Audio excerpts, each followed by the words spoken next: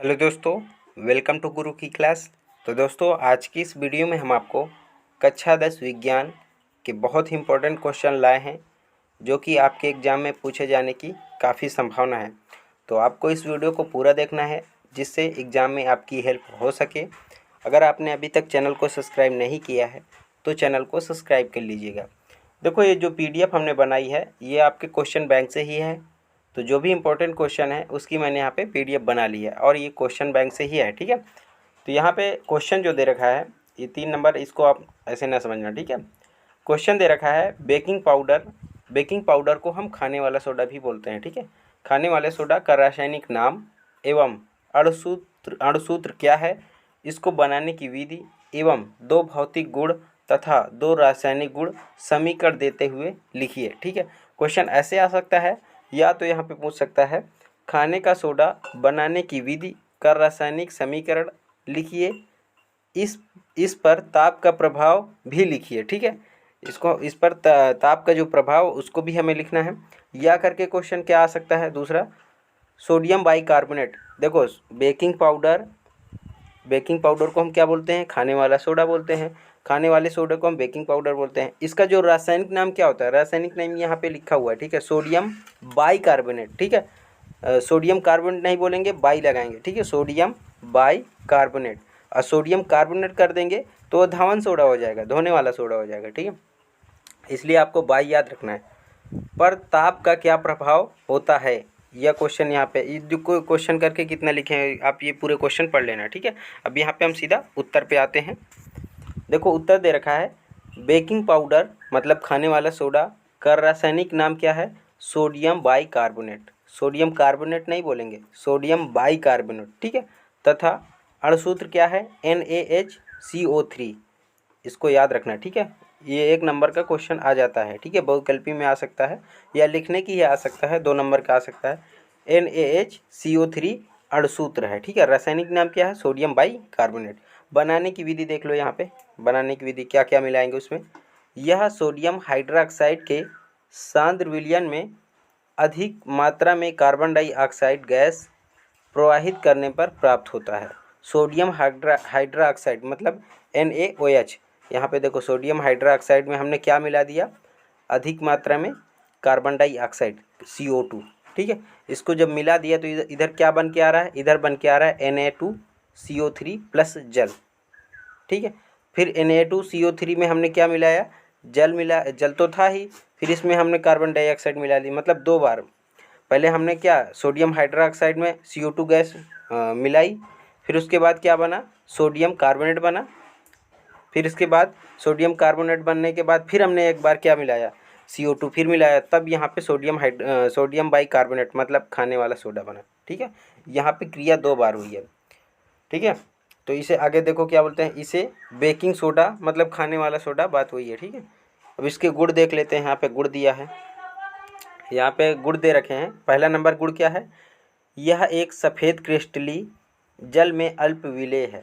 अब आपने खाने वाला सोडा तो देखा ही होगा ना, यहाँ पे सफ़ेद सफ़ेद ही होता है खाने वाला सोडा। आप देखते होंगे जो काफ़ी मिठाई में डाला जाता है, रसगुल्ले में भी डाला जाता है, वो सफ़ेद कलर का होता है, ठीक है। तो यहाँ पे बोल रहा है यह एक सफ़ेद क्रिस्टली है, जल में घुल तो जाता नहीं है ना, पाउडर है तो घुलेगा तो है ही नहीं, तो अल्प विलेय है मतलब जल में मिल नहीं जाता, घुल नहीं जाता पूरा, ठीक है। तो यहाँ पे लिखा है जल में अल्प विलेय है। सेकंड नंबर पे क्या है गुण इसका, इसका जलीय विलयन अम्लीय होता है, ये अम्लीय टाइप में होता है, ठीक है, खट्टे टाइप में होता है, अम्लीय होता है। तीसरा क्या है, इसको गर्म करने पर सोडियम कार्बोनेट मतलब धावन सोडा में टूट जाता है तथा कार्बन डाइऑक्साइड गैस निकलती है। यहाँ पे देखो, सोडियम बाइकार्बोनेट, इसको हमने यहाँ पे गर्म किया तो क्या क्या किस में टूट रहा है, सोडियम कार्बोनेट में टूट रहा है मतलब धावन सोडा, धोने वाले सोडा में टूट रहा है, प्लस जल में टूट रहा है, प्लस CO2 में टूट रहा है। तो आगे चौथा नंबर दे रखा है, यह तनु अम्लों के साथ क्रिया करके लवण जल तथा कार्बन डाइऑक्साइड गैस निकलती है। देखो यहाँ पे ये क्या दे रखा है, खाने वाला सोडा मतलब सोडियम बाइकार्बोनेट, इसको हमने जल से क्रिया कराई मतलब HCl, इस Cl को क्या बोलते हैं, हाइड्रोक्लोरिक अम्ल। यह अम्ल है ना, अगर इससे हमने क्रिया कराई तो यहाँ पे क्या क्या बन रहा है, यहाँ पे NaCl को हम क्या बोलते हैं, मतलब नमक, ये क्या है, लवण है, नमक है। तो इधर क्या क्या बन रहा है, जल बन रहा है और CO2 गैस बन रही है। ठीक है, तो यहाँ पे बताया है लवण बनेगा, लवण मतलब नमक जैसे साल्ट, और इधर जल बन रहा है और क्या बन रही है, कार्बन डाइऑक्साइड गैस निकलती है। अगर हम सोडियम बाइकार्बोनेट की अम्ल के साथ क्रिया कराएंगे तो वहाँ पे लवण बनेगा और क्या बनेगा, जल बनेगा और क्या बनेगा, कार्बन डाइऑक्साइड गैस बनेगी। यहाँ पे देखो सेकेंड वाले में अब हमने सल्फ्यूरिक अम्ल से क्रिया कराई। यहाँ पे किससे कराई थी, यहाँ पे हाइड्रोक्लोरिक अम्ल से क्रिया कराई थी। अभी यहाँ पे हम सल्फ्यूरिक अम्ल से क्रिया करा रहे हैं तो क्या बनेगा, Na2SO4 मतलब सोडियम सल्फेट। तो ये क्या है, ये भी एक लवण है, जल बन रहा है और क्या बन रहा है, CO2 गैस बन रही है। ठीक है, तो अगर हम सोडियम बाइकार्बोनेट की अम्ल के साथ क्रिया कराते हैं तो वहाँ पे क्या बनता है, ऐसे पूछता है क्वेश्चन। ठीक है, लवण बनता है, जल बनता है और कार्बन डाइऑक्साइड गैस निकलती है। ठीक है, अब आगे देख लेते हैं। अगला दे रखा है प्लास्टर ऑफ पेरिस। अगला है प्लास्टर ऑफ पेरिस किसे कहते हैं, इसे बनाने की विधि, गुण व उपयोग बताइए। ठीक है, या करके क्वेश्चन पूछे जैसे प्लास्टर ऑफ पेरिस पर ताप का क्या प्रभाव पड़ता है। ठीक है, जिप्सम से प्लास्टर ऑफ पेरिस कैसे बनाएंगे, ये सब क्वेश्चन है, इनको आपको पढ़ना है और उत्तर सीधा चलते हैं। ठीक है, उत्तर पर देखते हैं। उत्तर में दे रखा है जिप्सम को 120 और 130 सेंटीमीटर पर गर्म करने से प्लास्टर ऑफ पेरिस बनता है। जो जिप्सम होता है उसको हम 120 से 130 डिग्री सेंटीग्रेड पर गर्म करने से क्या बनता है, plaster of Paris. Plaster of Paris को हम सीधा सा आप जो साधारण भाषा में बोलते हैं पुट्टी, वही होता है प्लास्टर ऑफ पेरिस। ठीक है, पुट्टी जो पोतते हैं ना घर में, उसी को हम प्लास्टर ऑफ पेरिस बोलते हैं। ठीक है, इसको बनाते कैसे हैं, यहाँ पे दिया हुआ है, ये जिप्सम है पूरा। ठीक है, जिप्सम का फार्मूला है, अगर इसको हम 120 से 130 डिग्री सेंटीग्रेड पर गर्म कर देंगे जिप्सम को, तो यहाँ पे हमारा प्लास्टर ऑफ पेरिस मतलब पुट्टी बनकर तैयार होता है। ठीक है, यहाँ पे ये प्लास्टर ऑफ पेरिस का फार्मूला है, इसको आपको याद रखना है। ठीक है, क्वेश्चन में पेपर में आ सकता है। और क्या बना है यहाँ पे, और जल बन गया है। ठीक है, इसके गुण क्या हैं, गुण यहाँ पे दे रखे हैं। प्लास्टर ऑफ पेरिस सफ़ेद रंग का चूड़ होता है, सफ़ेद रंग की होती है ना पुट्टी, उसी को हम प्लास्टर ऑफ पेरिस बोलते हैं। ठीक है, जो तेज गर्म करने पर निर्जल CaSO4 में बदल जाता है। ठीक है, तेज गर्म करेंगे तो CaSO4 में बदल जाता है। आगे क्या दे रखा है इसका गुणधर्म, तो यहाँ पे देखिए जिप्सम है, इसको हमने तेज गर्म किया तो किसमें, कैल्शियम सल्फेट और जल में टूट गया है। ठीक है, तेज गर्म करने पर कैल्शियम सल्फेट और जल में टूट जाता है। सेकेंड नंबर इसका गुण है प्लास्टर ऑफ पेरिस की जल से क्रिया कराने पर ऊष्मा उत्पन्न होती है। प्लास्टर ऑफ पेरिस मतलब पुट्टी की जल से क्रिया कराने पर क्या उत्पन्न होती है, ऊष्मा उत्पन्न होती है और वह शीघ्रता से जिप्सम में बदल कर जम जाता है। इस क्रिया को प्लास्टर ऑफ पेरिस का जमना कहते हैं। ठीक है, तो यहाँ पे ये प्लास्टर ऑफ पेरिस है, इसकी हमने जल से क्रिया करा दी तो यहाँ पे क्या बना है, यहाँ पे देखो जिप्सम बन गया। ठीक है, जिप्सम, ये फार्मूला भी लिखा हुआ है, नीचे जिप्सम भी लिखा हुआ है। ठीक है, प्लास्टर ऑफ पेरिस के बारे में आगे देख लेते हैं। आगे यहाँ पे नहीं दिया हुआ है, अब सीधा सा हम देख लेते हैं विरंजक चूड़ के बारे में। विरंजक चूड़ क्या होता है आप ये समझिए।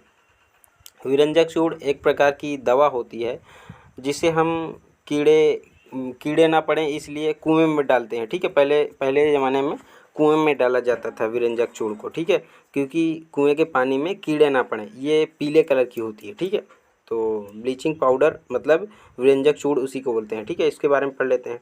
विरंजक चूड़ ब्लीचिंग पाउडर का रासायनिक नाम, अणु तथा उपयोग बताइए। ठीक है, या करके क्वेश्चन दे रखा है। विरंजक चूड़ के निर्माण का रासायनिक समीकरण लिखें तथा इसके विरंजन गुण की व्याख्या रासायनिक समीकरण देते हुए लिखें। ठीक है, तो ये आप पूरे क्वेश्चन को पढ़ लेना। अब सीधा हम देखते हैं। ठीक है, तो विरंजक चूड़ के बारे में हमने आपको बताया क्या होती है, ये एक प्रकार की दवा होती है जिसे हम जल में कीड़े ना पड़ें उसी में डालते हैं। ठीक है, जल में डालते हैं, तो पहले कुएं में डाला जाता था ज़्यादातर। तो यहाँ पर उत्तर देखो, ब्लीचिंग पाउडर मतलब विरंजक चूड़, इसको विरंजक चूड़ बोलते हैं। ठीक है, और रासायनिक नाम क्या है इसका, रासायनिक नाम यहाँ पे दे रखा है कैल्शियम ऑक्सीक्लोराइड। अणुसूत्र क्या है इसका, CaOCl2, ये आपको पूछा जाता है। ठीक है, याद रखना है। ब्लीचिंग पाउडर इसको हम क्या बोलते हैं, विरंजक चूड़ बोलते हैं। इसका रासायनिक नाम क्या होता है, कैल्शियम ऑक्सीक्लोराइड। अणुसूत्र क्या होता है, Cl2, ठीक है, CaOCl2। इसको अणुसूत्र भी आपको याद रखना। इसकी बनाने की विधि देख लो। यह सूखे बुझे हुए चूने पर क्लोरीन की क्रिया से प्राप्त होता है। यहाँ पे बुझा हुआ चूना है, बुझा हुए चूने का फार्मूला क्या दे रखा है, CaOH का वोल्टेज प्लस Cl2 मतलब क्लोरीन। बुझे हुए चूने में अगर हम Cl2 गैस मतलब क्लोरीन गैस की क्रिया कर देंगे तो वहाँ पे आ गया हमारा विरंजक चूड़ CaOCl2 प्राप्त होता है। और क्या प्राप्त होता है, और जल प्राप्त होता है।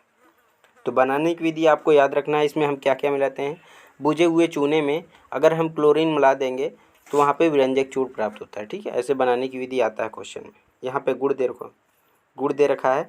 यह एक हल्के पीले रंग का ठोस पदार्थ है, पीले रंग का होता है, जो हमने बताया अभी कुएं में डाला जाता था, ठीक है, जिसमें क्लोरीन की गंध आती है। हाँ, इसमें क्लोरीन, जब क्लोरीन मिलाएंगे तो क्लोरीन की गंध तो आएगी ही आएगी, ठीक है। आगे सेकेंड नंबर गुड़ क्या दे रखा है, इसे जल में घोलकर गर्म करने पर क्लोरीन गैस निकलती है। अगर इसे जल में हम घोल कर गर्म करेंगे तो क्लोरीन गैस निकलती है, ठीक है। इसका जलीय विलयन दुधिया होता है, ठीक है। यहाँ पे देखो ये एक ब्लीचिंग पाउडर है, विरंजक चूड़। इसकी अगर हम जल से क्रिया करा के गर्म करेंगे तो यहाँ पे ये टूट जाता है, किसमें, CaOH का वोल्टेज और क्लोरीन गैस में निकल जाता है, ठीक है। आगे देखते हैं। आगे तीसरा गुण इसका दे रखा है, तीसरा नंबर, यह तनु अम्लों के साथ क्रिया करके क्लोरीन गैस निकलती है। अगर हम विरंजक चूड़ की अम्ल के साथ क्रिया करेंगे तो वहाँ पे क्लोरीन गैस निकलती है। देखो यहाँ पे CaOCl2 अम्ल किससे क्रिया कराएं, सल्फ्यूरिक अम्ल से क्रिया कराएं, H2SO4 से। ये अम्ल होता है, ठीक है। HCl भी अम्ल होता है, उसको हाइड्रोक्लोरिक अम्ल बोलते हैं, इसको हम सल्फ्यूरिक अम्ल बोलते हैं, ठीक है। अगर हम विरंजक चूड़ की अम्ल के साथ क्रिया कराएंगे तो किस में टूटेगा, क्लोरीन गैस में यहाँ पे निकलती है उसमें, ठीक है। तो यहाँ पे किस में टूट रहा है, सल्फ्यूरिक अम्ल से, CaSO4 मतलब कैल्शियम सल्फेट, और जल और क्लोरीन गैस। तो यहाँ पे मेन यही पूछता है, ब्लीचिंग पाउडर की क्रिया अम्ल से कराने पर कौन सी गैस निकलती है, तो यहाँ पे क्लोरीन गैस आपको याद रखना है, ठीक है। इस प्रकार प्राप्त क्लोरीन गैस से क्रिया करके नवजात ऑक्सीजन निकलती है। रंग युक्त पदार्थ नवजात ऑक्सीजन से क्रिया करके रंगहीन पदार्थ बनते हैं, ठीक है। यहाँ पे देखो जल, क्लोरीन गैस, A2HCl नवजात ऑक्सीजन है, ठीक है। इसको हमें नहीं, यहाँ पे देखो चौथा नंबर, ब्लीचिंग पाउडर एसीटोन तथा एल्कोहल के साथ जल की उपस्थिति में क्रिया करके क्लोरोफॉर्म बनता है, ठीक है, क्लोरोफॉर्म बनाता है। इसको भी आप पढ़ लेना, याद रखना, ठीक है। अब इसके ब्लीचिंग पाउडर के उपयोग देख लो, यहाँ पे उपयोग भी दे रखा है। एक उपयोग तो हमने आपको बता ही दिया, ये कुएं में कीड़े मारने के लिए दवा के रूप में काम देता था, ठीक है, पहले ज़माने में डाला जाता था। उपयोग एक नंबर दे रखा है, ऊन को सिकोड़ने से बचाने के लिए, पहला नंबर उपयोग, ठीक है। दूसरा नंबर उपयोग याद रखना है, ऑक्सीकारक के रूप में। और तीसरा नंबर उपयोग दे रखा है क्लोरोफॉर्म बनाने में। चौथा नंबर चीनी को सफ़ेद करने में। पाँचवा पेयजल को जीवाणु रहित करने में। ये वाला तो हमने आपको बता दिया, कुएं में जो जीवाणु रहते थे, बैक्टीरिया, तो उनको ख़त्म करने के लिए यहाँ पे इसको डाला जाता था, ठीक है। छठा दे रखा है, सूत लकड़ी की लुगदी आदि का रंग उड़ाने में विरंजक चूड़ का उपयोग करते थे, ठीक है। तो आपको ज़्यादा उपयोग नहीं, 2 उपयोग याद रखना, 2 से 3 बस, ऐसे ही पूछा जाता है, ठीक है। आगे देख लेते हैं। आगे दे रखा है, पीएच की परिभाषा दीजिए, इसका हाइड्रोजन आयन सांद्रण से क्या संबंध है, पीएच का मूल्य क्या है, हमारे दैनिक जीवन में इसका महत्व समझाइए। पीएच के बारे में बताना है, ठीक है। पीएच की परिभाषा यहाँ पे आप पढ़ सकते हैं, इसके बारे में आप पढ़ लीजिएगा, ठीक है। पीएच जो भी है पूरा, इसको आप पढ़ लीजिए, आपको